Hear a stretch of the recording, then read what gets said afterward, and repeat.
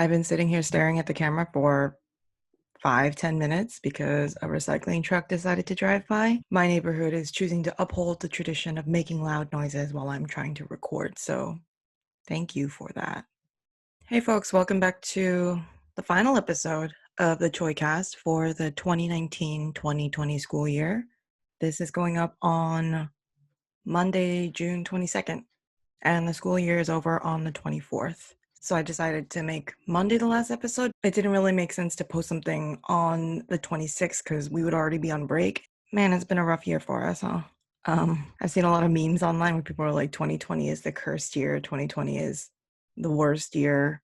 I don't know if I'd say worst, but it's been probably one of the most difficult as an adult that I've had to deal with. So if it was difficult for me as an adult to put up with all this, I can't imagine how hard it must be as a teenager. So kudos to you guys.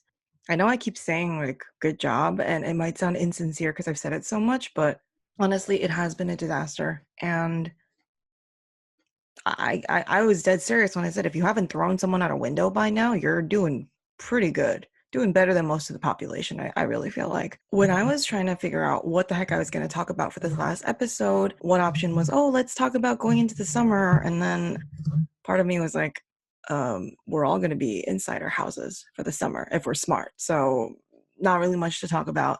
I guess that got me to thinking about I haven't seen my seniors who are supposed to be graduating. If you guys didn't know, the seniors that are supposed to be graduating this year, they were my first students that I ever had as a full-time teacher. You know, I made a big deal about, I'm gonna go to your graduation. I'm so proud of you. I'm looking forward to it. And now, like, are we doing a virtual graduation? Like, am I gonna see my kids? Probably not. And it's just been really disappointing for not just me, but for my former students too. I've been talking to some of my former students, and a couple of them were telling me about how they feel like they can't celebrate their successes. And I asked them why that is. One of the answers I got was, I feel like I haven't earned it. I feel like I just got lucky. And that's how I got to where I am. And my first instinct is to say, oh my God, that's not true. You work so hard. But then that really made me self reflect. And I went, have I ever felt that way? Probably. I'm pretty good at compartmentalizing. So I am very good at if something serious is bugging me, I will push it to the side until I can deal with it later. In some ways, that's good because that means that I can get through my work day regardless of personal problems. But it's also bad because then I kind of shove it in the back and then I say, I'll come back to you later. And I don't always deal with it well. And then it kind of bubbles back up 3, 4 years later. And I'm like, why am I so angry? It's unresolved issues. So I did want to talk about this because honestly, this might be a topic that applies to you now, and it's going to be really good timing. And for some of you, you're not going to experience this until you're older. And hopefully, some of you will never experience this at all, which is the ideal scenario, especially people who went through some kind of difficulty growing up or had some kind of adversity or obstacles growing up, and then they succeed or they make it later in life. I feel like there are some people who definitely experience this. So I do want to put it into words because, like I say, it's sometimes you feel like you're going crazy until someone that's not you says, oh no, that's a thing, it's okay. And you go, oh, I'm not a freak. So I'm going to talk about imposter syndrome.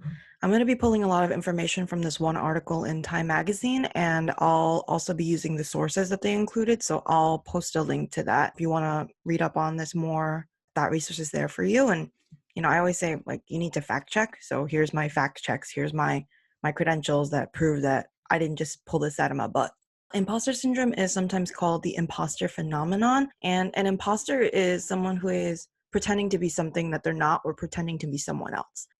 It's one of those things where I think people who experience it feel like, oh, I'm the only person like this, and it's very common actually. Imposter syndrome, according to Time magazine, is the idea that you've only succeeded due to luck and not because of your talent or qualifications. It's basically this idea that, like I said before, oh, I made it because I got lucky, or because somebody was helping me, or because I didn't deserve it, but some kind of intervention gave it to me. And so imposter syndrome on its own doesn't sound that bad or potentially harmful because, when we succeed in life, a lot of times it's because we did it by ourselves.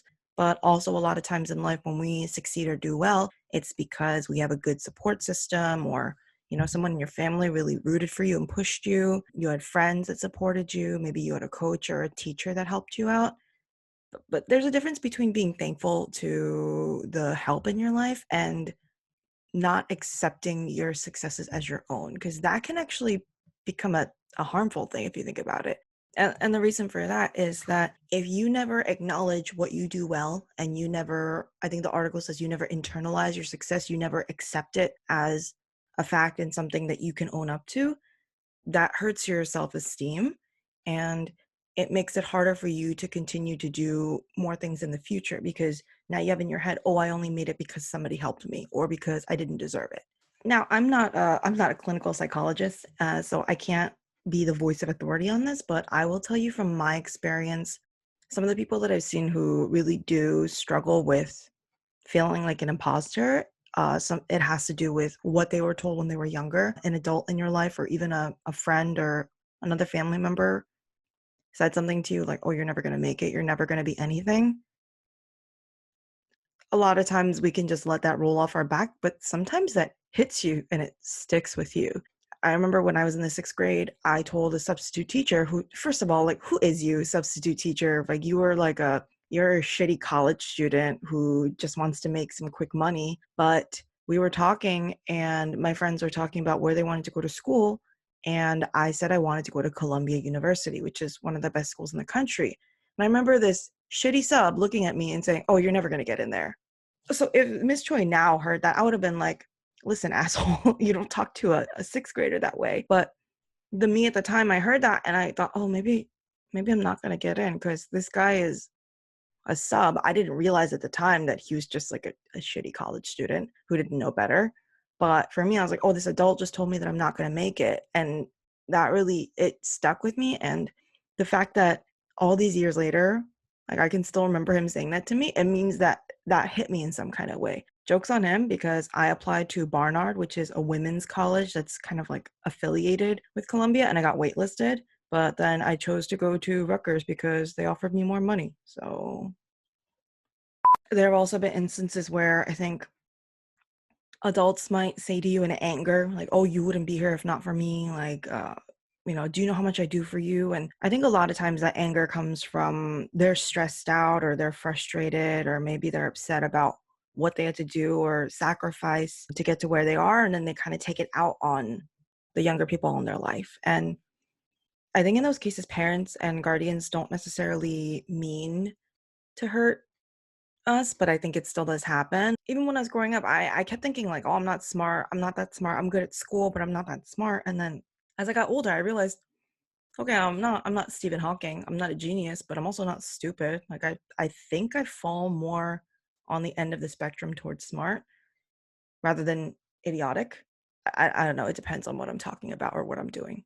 Um, But there was some point in my life where somebody told me or made me feel like I wasn't smart, and that kind of like it affected me when I was growing up. I didn't necessarily think I was, like, when I got to college, I really thought I was a dumbass. And in some cases I was, but yeah, like, those things really affect you.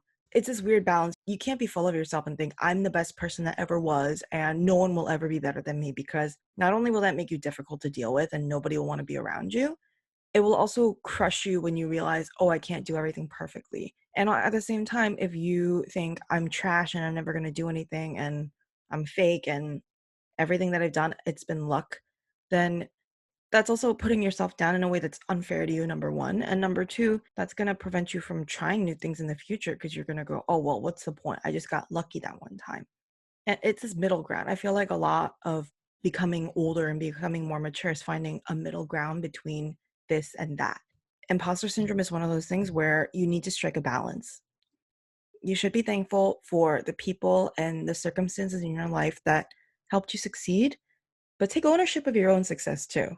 I give this speech a billion times in the beginning of the year when I'm trying to get through to some of the knuckleheads, and I say, people go, "Oh, well, it's not my fault. It's so and so's fault." I'm like, "Okay, well, you're going to blame so and so for your mistakes and your problems, but are you going to give them credit for your successes too?" No, why not? They didn't do it. I did it. Okay. So, the same way that I expect you to own up to your mistakes and to fix your problems, I expect you to own up to your successes. It sounds very easy to say, and it is very easy to say. It's a lot harder to practice.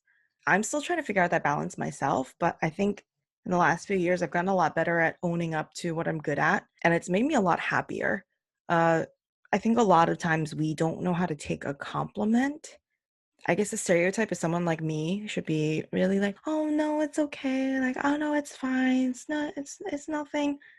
But I've stopped doing that. When people are like, "Oh, I really like your shirt. I like your shoes. Oh, you look really pretty today." I don't go, "Oh, no, no." I'm like, "Thanks. I do look great today." And sometimes I get weird looks, but then I look at them back and I'm like, "Well, did you not want me to accept your compliment?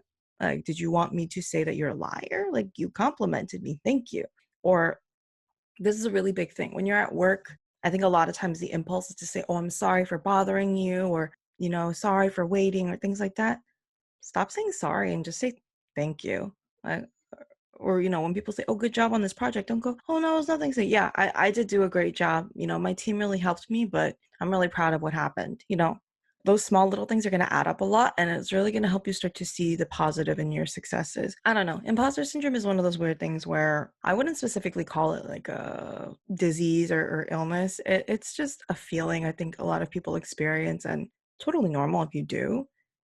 But if you can get over that hump and kind of break free of imposter syndrome and start to really own up to the things you do well, it's just one thing that's going to boost your self-confidence and your self-worth, and it'll just help make your headspace a lot healthier. And like a lot of things that I talk about, this is easy for me to understand. I know this stuff because I'm older than you and I've lived for a little longer than you.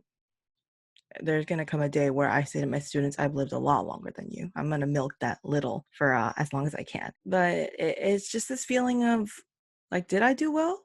Okay, I did. Then you can own up to it. I don't think it's rude. Some people are going to say you're being arrogant, and do their opinions really matter that much to you? Like, usually, I feel like the people that are haters and want to point out people's issues and criticize them, they're usually people that have nothing to brag about for themselves.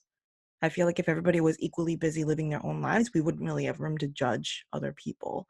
If I'm busy trying to do right by me and you're busy trying to do right by you, then there really shouldn't be a reason for me to be criticizing you in the first place. Yeah, I wanted to end with a little bit more of a positive note because it has been a rough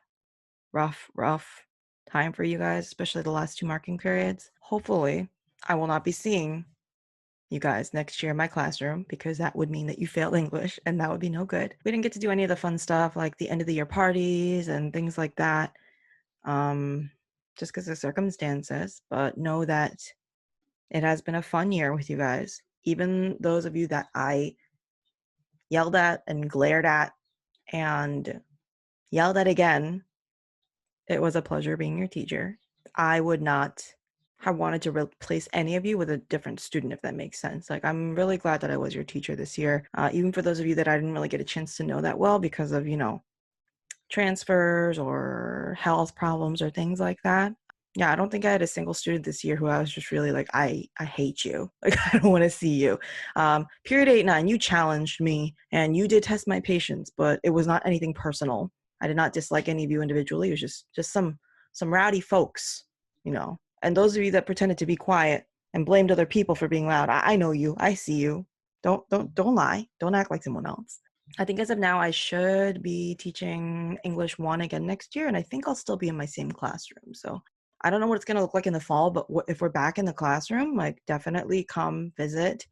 If I'm teaching a class, I will kick you out. Nothing personal. It's just, you know how freshmen are. They can't handle distractions, but you're more than welcome to come visit during my lunch break, before, after school. I'm always happy to see you guys. And hopefully in 3 years when you graduate, we will not have anything like this, and we will be able to go to real graduations, and we'll be able to have an actual ceremony, and I will be able to go and see you graduate for real. That's all from me. Have a great summer. Please take care of yourselves, because just because they're reopening places doesn't mean that everything is a-okay. So do be careful about who you see, where you go. Don't make me worry. Don't make me stay up at night worrying about you. I have enough things to worry about already, okay? Yeah, I love you guys very much and have a great summer.